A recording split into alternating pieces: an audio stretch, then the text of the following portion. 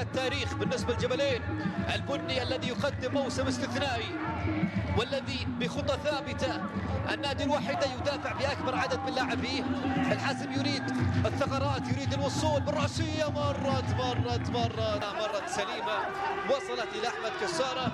أحمد بعرضية مثالية بحثا عن رأسية، الله،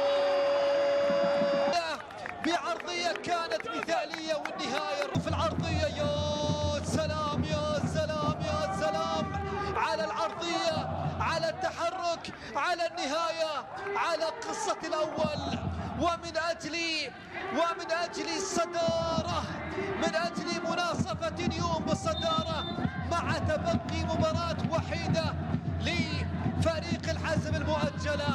لكن الهدف الأول لا يتأجل، لا زال يحاول، لا زال يقاتل، لا زال سيصر، وأنا نادي جدة لن يستسلم.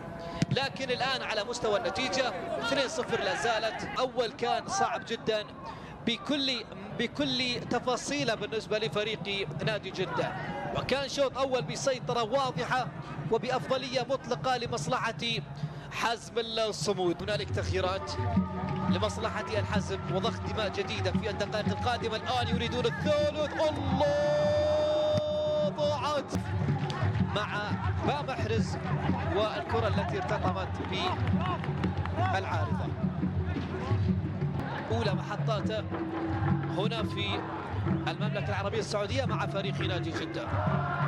تعود بعد ذلك